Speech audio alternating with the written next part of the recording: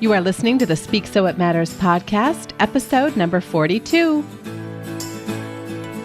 Welcome to Speak So It Matters, where we share a mix of stories of inspiration and super practical public speaking and communication guidance to help you release all the barriers to becoming the speaker you know you're meant to be. Some of us are called to use our voice to serve others and our world, as well as to become the most fully expressed version of ourselves. If that's you, you've landed in the right place. Let's do this, my friends. Hello, my speaker friends. I am a bit on fire today. I can't wait to dive in with you on this one. We are going to talk about why you must use stories to engage your audience. I'm going to share with you examples from the way too many talks I've been to lately that have missed out on this powerful opportunity to create connection between them as the speaker and their beautiful, beautiful audience. First, speaking of amazing storytelling in a totally gorgeous form, I want to highlight and point you toward a TED Talk I recently saw.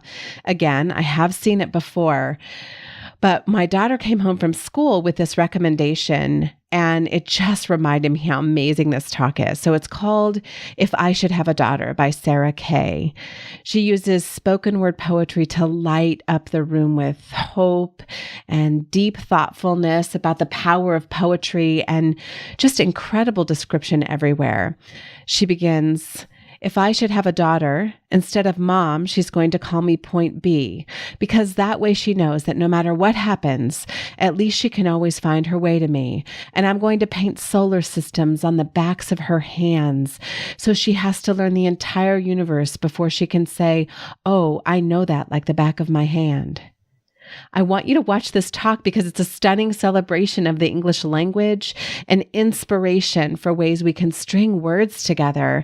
And her delivery style is so fun, way better than I just said it. So I wanted you to just kind of hear some of the words she strings together, but the way she does it is so beautiful. And when you watch her, she moves her hands. She's like acting out the parts of the poetry and of her talk, not overemphasizing. There's not like this overacting feel. It's like just enough to amplify her message. Like she is her amplifying aid. She tells some really good stories in there too. She tells one that starts, "When I was a freshman in high school, I was a live wire of nervous hormones." And who doesn't know what she means? Even if our hormones made us want to sleep until noon when we were at that age, just taking us back into high school, right? When we start a story, something changes inside our audience. A story is such a powerful connection tool. It has this magical syncing up power that no other form of communication has. And yet, and this is why I'm fired up today, I've attended at least 5, probably more than this, if I were to really count, community education events from nonprofit organizations, school events at a variety of schools, and just other venues. And at every single one of them, I found myself nearly leaping out of my chair, wanting to say, "Tell us a story." There was amazing evidence in these talks to the problem. There were statistics, government websites, jam-packed slides with all kinds of proof that we have real problems around drugs and alcohol, real problems in use. We have addictive use. We have, all the way from vaping to harder drugs. We were having conversations about sex, just all kinds of different things. And there was evidence and evidence and evidence, descriptions, explanations in full detail about every issue, problem, thing we needed to help solve. But I couldn't feel the problem in my heart. And I couldn't connect to the possibilities and hope because there just wasn't enough story to create that magical connection. But here's the thing. It's not their fault because no one teaches us how to use story effectively in our speaking. Which is why we're going to dive into this today, right now, so that the next time you rise up to help your kids at your school, your favorite nonprofit, or you want to deliver a talk on behalf of your business, your message, your mission that inspires people to pay you money for your services or donate to your cause. You know how to tell a good story, when to tell a good story, and why it's important to tell a good story in your presentation. You ready? Let's dive in. The path is actually pretty simple.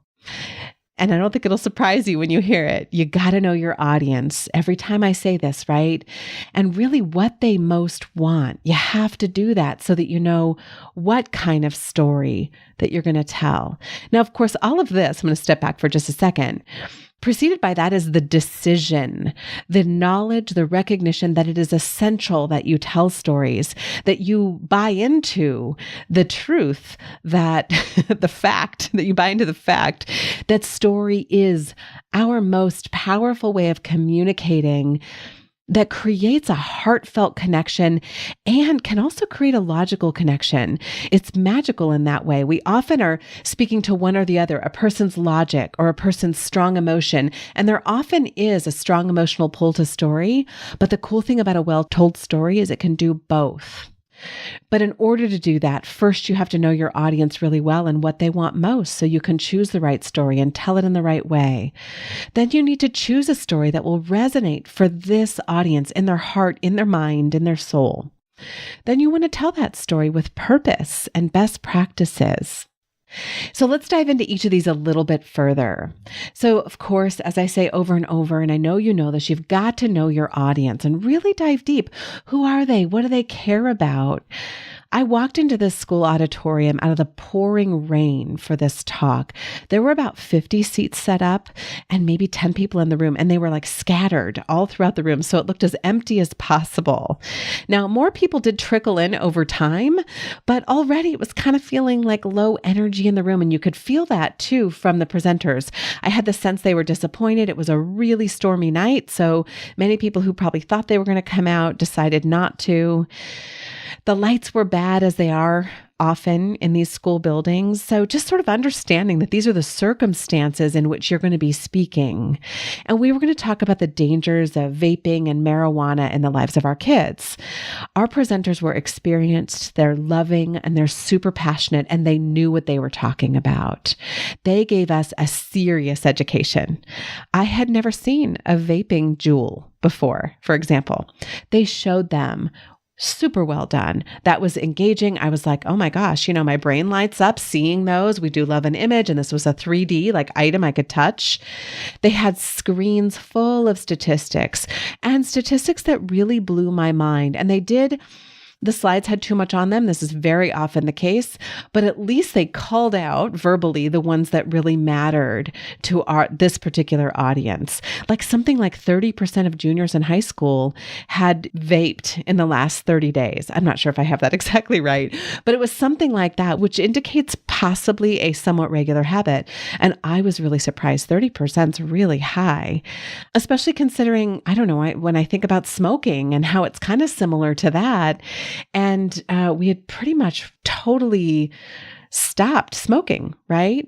But here we are, 30%.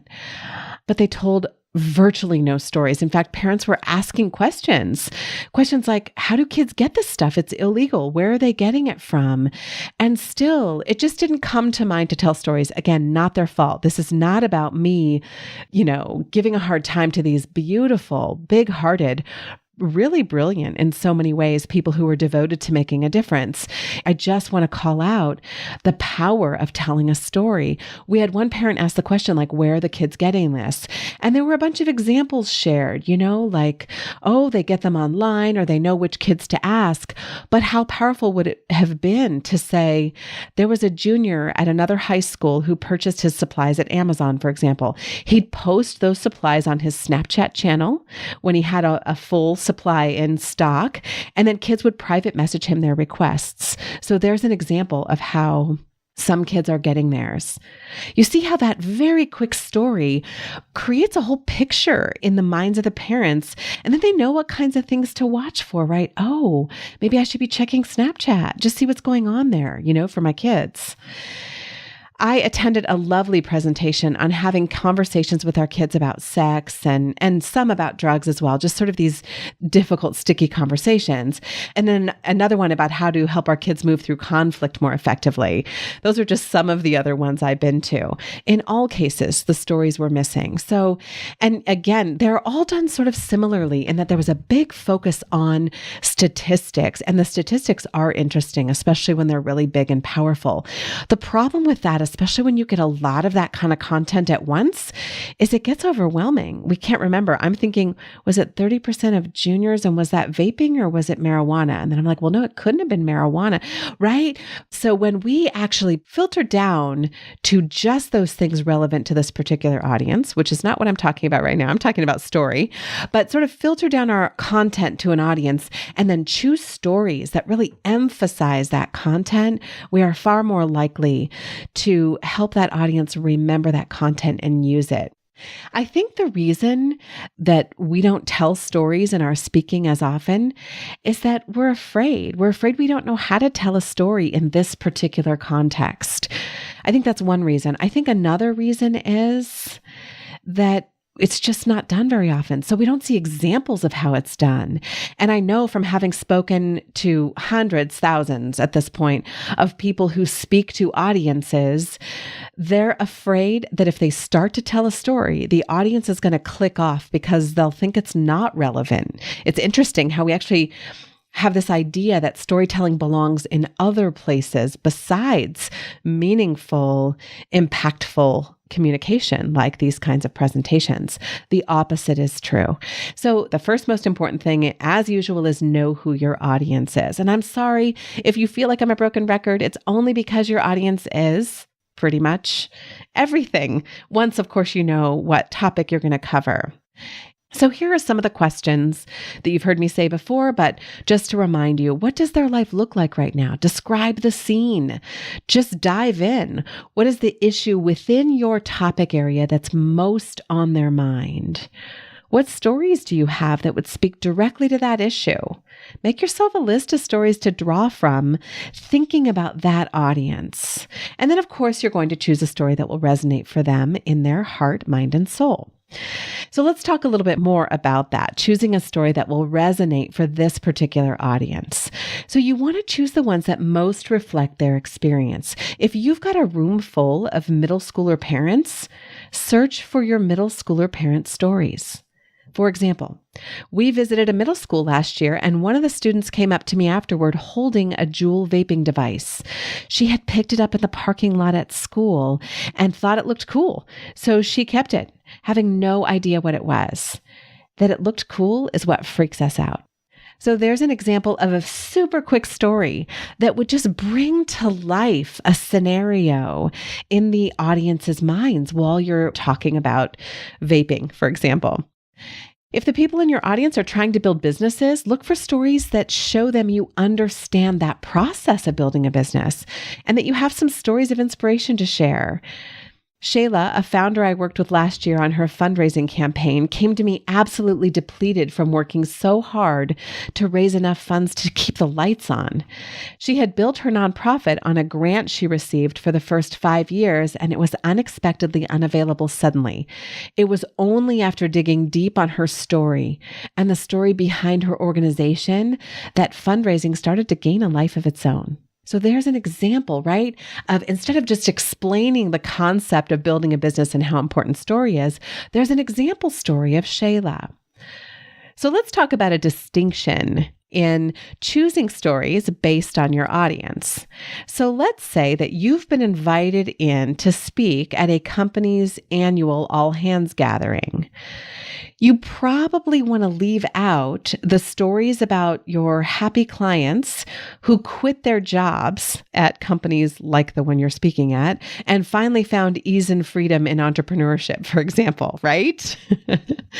So instead, you want to tell stories that the leaders of this company, who are probably paying you to come in and speak, will be thrilled to have you share because it reinforces what they care about, but that also inspires, the people who work inside the company. So for example, you could say, Chad came to me ready to quit his job. He'd escalated his complaints as far up the leadership chain as he could and found no measurable help with his incredible overload of work. After we spent some time assessing his strengths, values, and the priorities of his current role, he was able to propose a clear solution to the problem that only required a yes or no from his leaders. To his absolute surprise, he got a resounding yes. The only reason that they hadn't given him that before and helped him relieve his overload is that they couldn't figure out what to do about it either until he came forth with a clear proposed solution. Okay, so there are some examples of how you choose stories based on the audience and your goal for your talk. Now let's talk a little bit more deeply about how to tell your story with purpose and best practices. And I've done other podcasts on how to tell your personal story, for example. We'll link to that in the show notes. I may have one other one that I've done. If I can think of it, we'll put it in the show notes, where I've talked about, how to tell a story. So I'm going to do kind of a high-level overview here, just so you have it all in this one podcast episode. But telling your story with purpose and best practices is the way to make that storytelling effective, no matter what the context or the content. So a story works when you use these best practices for the particular circumstance. You've probably seen the plot diagram, for example, or I don't know, some people call it elements of a story, essentially where they have the exposition, the setting of the scene. And you see drawings of this, right? There's a small line in the bottom left corner. Then there's a big line upward, rising action. This is where the problem or the situation worsens. And then there's a peak at the top, the climax. This is the turning point in the story. Then there's this deep decline, down the other side, falling action. Things are kind of getting better after this climax. And then you have another line going off to the right that's a little higher up because there's a new normal. And that's called the resolution, the new better normal. So anyway, that's just a description of what the plot diagram looks like, right? So you've probably seen that. And many people think that you have to use that kind of plot diagram in order to tell a good story in business or in any of these contexts, but that's not necessarily true, right? The truth is you may or may not have the time and attention from your audience to do a full lead up, a climax, a resolution. In fact, you might have people going, where is this going? So let's talk about what really matters. Here are the essential elements. The characters need to resonate. Are they like us as your audience? And are they relevant to this topic? Telling a story about a newly graduated college kid's struggle at work while you're talking about the work-life balance of working parents just isn't going to ring powerful, right? It's too distant. Find an example. Tell a story about characters that are experiencing something similar in their own life so that the audience just really naturally gets into the shoes of the people in your story. The problem in the story needs to be related to the problem in the talk, the conversation, whatever the context is. So for example, don't tell me a story about how you learned how to skate while you're talking to me about productivity, unless somehow you're making a super quick analogy that I can't even imagine. They're too far. I'm over there watching you skate around the rink, and then all of a sudden, I'm trying to be productive in my office. It's too far of a distance. That's when you actually confuse things by telling a story. Your audience's brain doesn't have the capacity to process it right then. They're not going to take the time. They'll just tune out instead. So on that note, your point has to be crystal clear. Clarity over cleverness always. Business storytelling isn't the same as storytelling for entertainment, though there is some crossover. I mean, one of my favorite podcasts to listen to is The Moth. I love it. It's so awesome. It's a storytelling podcast. I learn how to tell better stories there. I'm fascinated by the stories in these people's lives. There are absolutely lessons in these stories, but pretty much under all or almost all circumstances, you don't have that kind of time to make your point and to tell that kind of a gorgeous story, though you really should go listen to The Moth because it is so awesome. So in business storytelling, you really want to keep it more concise. You want to keep it focused on characters that immediately resonate and a problem in the story that's related to the problem in the talk that you're sharing. Now, there are some circumstances where you may want to use a full story to make the whole point. Maybe you're showing kind of a process and you're using a story to show that process.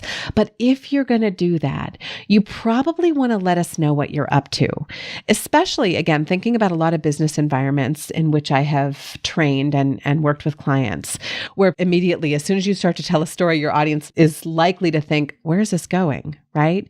So you might want to say, I'm going to tell you a story. I promise it will make my point better than any other way of explaining this. And I promise it'll be quick. So don't feel bad sort of setting it up in that way if you think culturally that's necessary in your organization.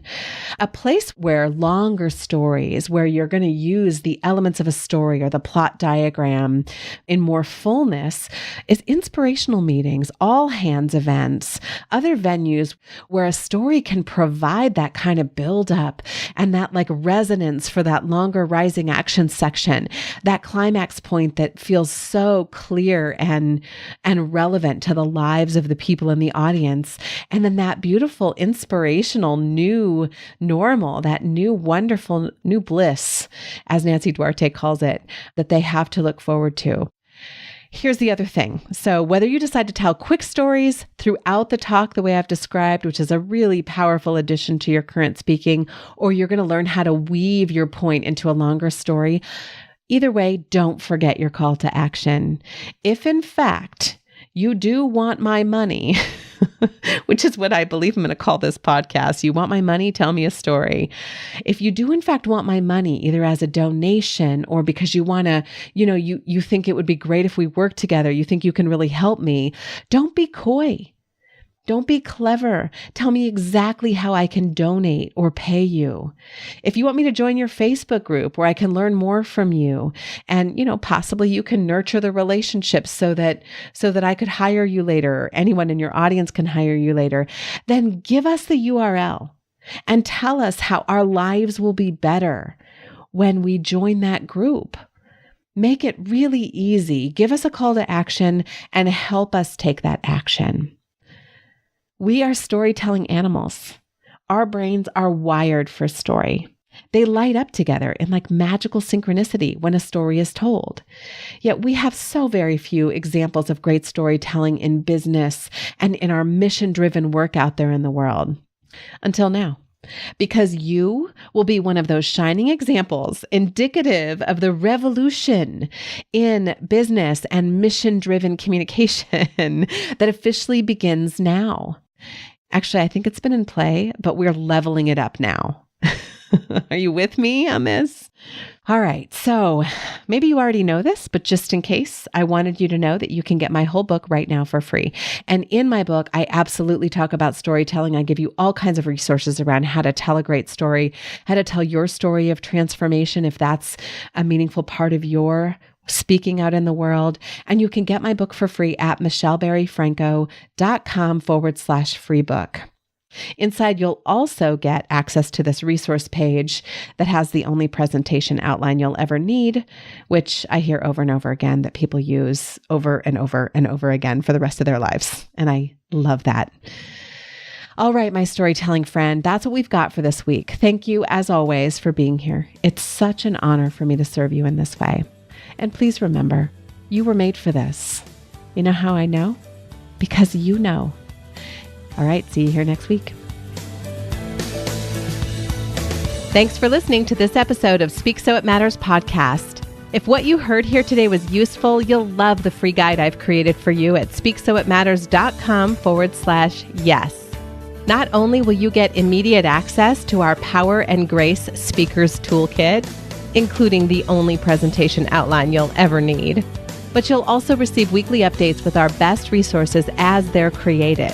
I can't wait to see you out there shining your beautiful light and changing lives with your message.